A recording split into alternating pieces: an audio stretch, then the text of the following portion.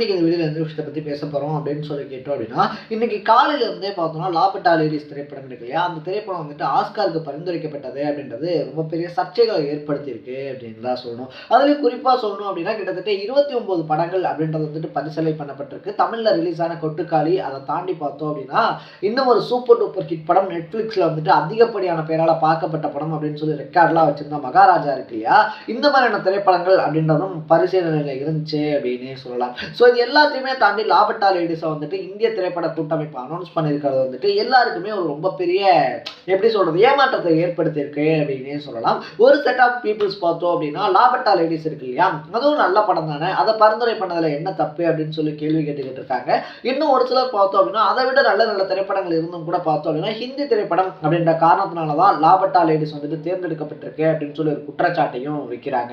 So இந்த பிரச்சனைக்கு இருக்கக்கூடிய பின்னணி என்ன, அதை தாண்டி பார்த்தோம் அப்படின்னா இந்த படம் இருக்கு இல்லையா, இந்த படம் தேர்ந்தெடுக்கப்பட்டிருக்கக்கூடிய விதம் என்ன, அது மட்டும் இல்லாம இந்த படத்தினுடைய ப்ரொடியூசரா இருக்கக்கூடிய அமீர் கான் இருக்கார் இல்லையா, அவரால் இந்த படத்துக்கு என்னென்ன மாதிரியான விஷயங்கள் அப்படின்றது ஆஸ்கார் பரிந்துரையில பண்ண முடியும் அப்படின்ற மாதிரி பல விஷயங்களை தான் இந்த வீடியோல பேச போறோம். அதுக்கு முன்னாடி நம்ம சேனலுக்கு நீங்க புதுசா வந்திருந்தீங்க அப்படின்னா அப்பப்ப அப்டேட்டா போயிட்டு கூடிய விஷயங்கள், அது கரண்ட் அஃபேர்ஸா இருந்தாலும் சரி, பாலிடிக்ஸா இருந்தாலும் சரி, ஸ்போர்ட்ஸா இருந்தாலும் சரி, அப்பப்ப அப்டேட்டா போயிட்டு கூடிய விஷயங்களை நீங்க தொடர்ந்து தெரிஞ்சுக்கணும் அப்படின்னு ஆசைப்பட்டீங்கன்னா மறக்காம சேனலை சப்ஸ்கிரைப் பண்ணிக்கங்க. ஃபர்ஸ்ட் ஆஃப் ஆல் லாபட்டா லேடிஸ் இருக்கு இல்லையா, டைரக்டர் கிரண் ராவ் தான் பார்த்தோம் அப்படின்னா எழுதி இயக்கியிருந்தாரு.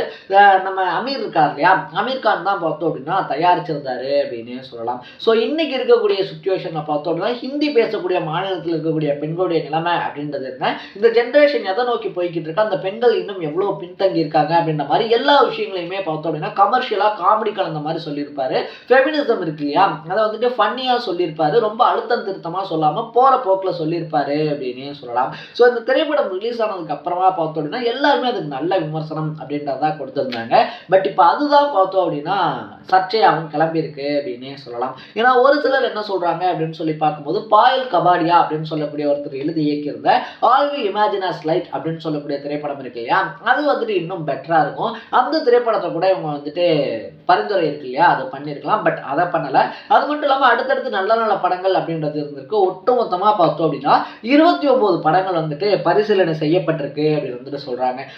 கல்கியா இருந்தாலும் சரி, கல்கி 2898 இருக்கு இல்லையா, அதுவா இருந்தாலும் சரி, இல்லை அனிமலா இருந்தாலும் சரி, ஆர்டிகல் 370, கொட்டுக்காளி, மகாராஜா, இந்த மாதிரி எக்கச்சக்கமான படங்கள் அப்படின்றது பரிசீலனை பண்ணப்பட்டிருக்கு. 29 படங்கள்ல இந்த 29 படங்களை பார்த்தோம் அப்படின்னா கிட்டத்தட்ட 13 பேர் கொண்ட இந்திய திரைப்பட கூட்டமைப்பு தான் வந்துட்டு பார்த்துருக்காங்க அப்படின்னு சொல்லப்படுது. அவங்க தான் இந்த 29 திரைப்படங்களையும் பார்த்துட்டு அதுல இருந்து லாபட்டா லேடிஸ் இருக்கு இல்லையா, அதை வந்துட்டு ஒரு மனசா தேர்ந்தெடுத்திருக்காங்க அப்படின்னு சொல்றாங்க. பட் இதுல எல்லாரும் சொல்லக்கூடிய விஷயம் என்ன அப்படின்னு சொல்லி பார்த்தோம்னா, அந்த 29 திரைப்படம் இருக்கு இல்லையா, அந்த 29 திரைப்படத்துல 14 படங்கள் வந்துட்டு ஹிந்தி மொழியை சார்ந்ததா தான் இருக்கு. ஸோ ஹிந்தி திரைப்படம் அப்படின்ற ஒரே காரணத்தினால தான் லாபட்டா லேடிஸ் வந்துட்டு தேர்ந்தெடுக்கப்பட்டிருக்கு அப்படின்னு சொல்றாங்க. அது மட்டும் இல்லாம அந்த ஜூரி இருக்கு இல்லையா, இந்த தேர்ந்தெடுக்கக்கூடிய இந்திய திரைப்பட கூட்டமைப்புல பார்த்தோம் அப்படின்னா மும்பையை சேர்ந்தவங்க தான் வந்துட்டு அதிக அளவுல இருக்காங்க. அதனால அவங்க வந்துட்டு ஹிந்தி திரைப்படங்கள் அப்படின்றதுக்கு தான் ப்ரிஃபரன்ஸ் கொடுத்துக்கிட்டு இருக்காங்க. இது மட்டும் இல்லாம பார்த்தோம் அப்படின்னா சர்வதேச விழாக்கள்ல விருது வாங்கின படங்கள் இருக்கு இல்லையா, அது கூட பரிந்துரை செய்யப்படலை அப்படின்னு சொல்லப்படுது. அதை தாண்டி எல்லாரும் சொல்லக்கூடிய விஷயங்கள் என்னவா இருக்கு அப்படின்னு சொல்லி பார்க்கும்போது ஆஸ்கார் மாதிரி பரிந்துரைக்கு அனுப்பும்போது சர்வதேச அளவுல இல்லை அப்படின்னாலும் தேசிய அளவுல விருது வாங்கின படங்கள் இருக்கு இல்லையா, அதையாவது வந்துட்டு பரிசீலனை பண்ணலாம், அதையுமே யாரும் கண்டுக்கிறது இல்லை அப்படின்னு சொல்லிட்டு எக்கச்சக்கமான பிரச்சனைகள் இன்டர்நெட்ல ஓடிக்கிட்டு இருக்கு அப்படின்னே சொல்லலாம். பட் இதுக்கு முன்னாடி இருக்கு இல்லையா, இதுக்கு முன்னாடியே பார்த்தோம்னா அமெரிக்கானுடைய ப்ரொடக்ஷன்ல வெளியே வந்த லகான் அப்படின்ற திரைப்படமும் வந்துட்டு இதே மாதிரி ஆஸ்கர் குழுக்கு பரிந்துரைக்கப்பட்டுச்சு அப்படின்னு தான் சொல்லணும். ஸோ இப்போ வந்துட்டு ஏன் மற்ற படங்கள் வந்துட்டு பரிந்துரை செய்யப்படலை அப்படின்றதுக்கு பின்னாடி ஒரே ஒரு பதிலா அது ஹிந்தி மொழி சார்ந்ததுனால இருக்கிறதுனால தான் லாபட்டா லேடிஸ் பரிந்துரை செய்யப்படுது அப்படின்னு சொல்லி குற்றச்சாட்டு வைக்கப்படுது. அது உண்மையாகவும் இருக்கலாம் அப்படின்னு சொல்லலாம். அது உண்மையா பொய்யா அதெல்லாம் நமக்கு தெரியாது. பட் வைக்கக்கூடிய குற்றச்சாட்டு அது ஹிந்தி படம் அப்படின்றதுனால அதுக்கு ப்ரிஃபரன்ஸ் கொடுத்துட்டாங்க அப்படின்னு சொல்லி சொல்றாங்க. சரி, ஓகே, அமீர் கானுக்கு வந்துட்டு இந்த திரைப்படம் இருக்கு இல்லையா, லாபட்டா லேடிஸை வந்துட்டு எந்த அளவுக்கு ஆஸ்கார் ஜூரிக்கு கொண்டு போக முடியும், எந்த அளவுக்கு இன்ஃப்ளூயன்ஸ் இருக்கு அப்படின்னு சொல்லி பார்க்கும்போது பார்த்தோம் அப்படின்னா நம்ம முன்னாடியே சொன்ன மாதிரி லகான் அப்படின்ற திரைப்படத்துக்கு வந்து பார்த்தோம்னா அவர் எக்கச்சக்கமா மெனக்கெட்டு இருக்காரு அப்படின்னே சொல்லலாம். அது மட்டும் இல்லாம மற்ற திரைப்படங்கள் தேர்வு செய்யப்படாம இந்த திரைப்படம் தேர்வு செய்யப்பட்டதுக்கு ஒரு பின்னணி இருக்கு அப்படின்னு சொல்றாங்க. அது என்ன அப்படின்னு சொல்லி பார்த்தோம்னா ஆஸ்காருக்கு வந்து நம்ம பரிந்துரை பண்றோம் அப்படின்ற பட்சத்தில் அந்த படம் இருக்கு இல்லையா, அந்த படத்தை வந்துட்டு வேற லெவலில் ப்ரொமோஷன் அப்படின்றத பண்ணணும். அந்த படத்தை ப்ரொமோஷன் பண்ணி அந்த ஜூரிஸ் இருக்காங்க இல்லையா, ஸ்பெஷல் ஜூரிஸ், அவங்க கிட்ட கொண்டு போயிட்டு நம்ம ப்ரெசென்ட் அப்படின்றத பண்ணணும். அப்படி அவங்க அந்த படத்தை வந்துட்டு அவங்கள பார்க்க வைக்கணும். இந்த படத்துக்குன்னு சொல்லிட்டு ஒரு கவனம் இருக்கு இல்லையா, அந்த கவனத்தை கொண்டு வரணும். அதுக்கு எக்கச்சக்கமான படம் அப்படின்றத செலவு பண்ணணும் அப்படின்னு சொல்றாங்க. ஸோ இந்த விஷயம் அப்படின்றத வந்துட்டு மற்ற திரைப்படங்களை சூஸ் பண்ணும்போது அந்த திரைப்பட தயாரிப்பாளர்கள் இருக்காங்க இல்லையா, அவங்க பண்ணுவாங்களா அப்படின்னு சொல்லி கேட்டோம்னா அதுவும் ஒரு டவுட்டு அப்படின்னு வந்து சொல்லப்படுது. பட் திரைப்பட தயாரிப்பாளர்களை பொறுத்த வரைக்கும் அதெல்லாம் எங்க பிரச்சனை, நீங்க பரிசீலனையே பண்ணாம எப்படி அதை சொல்ல முடியும் அப்படின்றதையும் ஒரு கேள்வியா வைக்கிறாங்க. பட் திரைப்பட தயாரிப்பாளர்கள் அப்படின்றத தாண்டி சினிமா விமர்சகர்கள் சொல்லக்கூடிய விஷயம் என்னவா இருக்கு அப்படின்னு சொல்லி பார்த்தோம்னா இந்த விஷயமும் ஒரு காரணமா இருக்கலாம் அப்படின்னு சொல்றாங்க. ஏன்னா இங்க வந்துட்டு பரிந்துரை பண்ணப்படுறது இருக்கு இல்லையா, இங்க இருக்கக்கூடிய இந்த 29 பட லிஸ்ட்ல பார்த்தோம் அப்படின்னா படங்கள் நல்ல படமா இருக்கு அப்படின்றத தாண்டி அதிக இந்த ஆஸ்கர் ஜூரி குழு வரைக்கும் இதை யாரால கொண்டு போக முடியும் அப்படின்னு சொல்லி பார்க்கும்போது அமீர் கான் ஒரு தயாரிப்பாளராக இதுக்கு முன்னாடியே பார்த்தோம்னா லகான் அப்படின்ற திரைப்படம் இருக்கு இல்லையா, அதுக்கு எக்கச்சக்கமான எஃபர்ட்ஸ் அப்படின்றது போட்டிருக்காரு. ஸோ அதனால கண்டிப்பா இந்த திரைப்படத்தையும் பார்த்தோம் அப்படின்னா அவருக்கு இருக்கக்கூடிய எக்ஸ்பீரியன்ஸை வச்சு மேலே கொண்டு போயிடுவாரு அப்படின்ற நம்பிக்கையினாலையும் இது தேர்ந்தெடுக்கப்பட்டிருக்கலாம் அப்படின்னு சொல்றாங்க. ஏன்னா அவர் ஒரு பாலிவுட்ல ரொம்ப முக்கியமான ஹீரோக்கள்ல ஒருத்தராக இருக்கக்கூடியவர், பல கோடிகளில் சம்பளம் அப்படின்றத வாங்கிட்டு இருக்கக்கூடியவர். ஸோ அப்படிப்பட்ட ஒருத்தருக்கு பார்த்தோம் அப்படின்னா லாபட்டா லேடிஸ் திரைப்படம் இருக்கு இல்லையா, அதுவும் நல்ல சக்சஸ்ஃபுல் ரன் ஆகி லாபத்தை தான் கொடுத்துருக்கு அப்படின்னு சொல்றாங்க.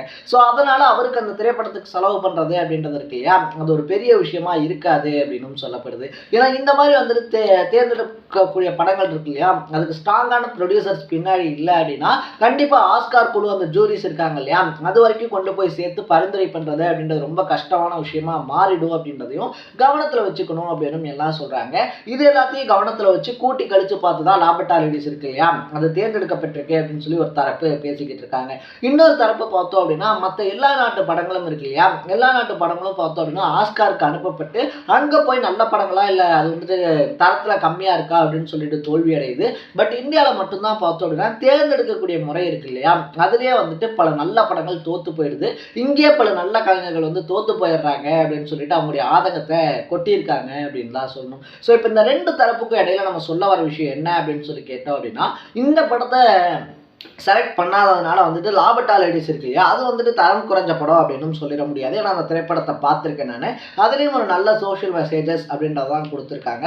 பட் அதே நேரத்தில் பார்த்தோம் அப்படின்னா நம்ம மகாராஜாவோடையா இருந்தாலும் சரி இல்லை கொட்டுக்காளியாக இருந்தாலும் சரி, இன்னொரு பக்கத்தில் பார்த்தோம் அப்படின்னா ஆடு ஜீவிதம் இருக்கு இல்லையா அதுவாக இருந்தாலும் சரி, இந்த திரைப்படங்களோட பார்க்கும்போது பார்த்தோம் அப்படின்னா அது போகிற போக்கில் ஒரு மெசேஜஸ் அப்படின்றத சொல்லியிருக்கும் போது இந்த திரைப்படங்கள் பார்த்தோம் அப்படின்னா வாழ்வியல் ரீதியான படங்களாகவே எடுக்கப்பட்டிருக்கு அப்படின்னு தான் சொல்லணும். ஸோ பரிசீலனை அப்படின்றது பண்ணி பார்க்கும்போது பார்த்தோம் அப்படின்னா லாபட்டா லேடிஸை விட நல்ல நல்ல திரைப்படங்கள் இருக்கு இல்லையா, இன்னும் ஒரு படி மேலே இருக்கக்கூடிய திரைப்படங்கள் அந்த லிஸ்ட்ல இருந்துச்சு அப்படின்றதான் என்னுடைய பர்சனல் ஒப்பீனியன். ஸோ அப்படி இருந்ததுனால தான் பார்த்தோம் அப்படின்னா பலருமே வந்துட்டு கொதிச்சு போய் என்னடா இது லாபட்டா லேடிஸை வந்துட்டு பரிந்துரை பண்ணீங்க, அப்போ மற்ற திரைப்படங்கள் அதோட பெட்டரான திரைப்படங்கள் நல்லா இருக்கே அப்படின்னு சொல்லிட்டு அவங்களுடைய ஆதங்கம் இருக்கு இல்லையா அதை எல்லாத்தையுமே சோஷியல் மீடியாஸ்ல கொட்டிக்கிட்டு இருக்காங்க அப்படின்னு சொல்லலாம். ஸோ உங்களுடைய பாயிண்ட் ஆஃப் வியூ வந்து ஆஸ்காருக்கு லாபட்டா லேடிஸ் இருக்கு இல்லையா அந்த திரைப்படம் பரிந்துரைக்கப்பட்டதை பத்தி என்ன நினைக்கிறீங்க?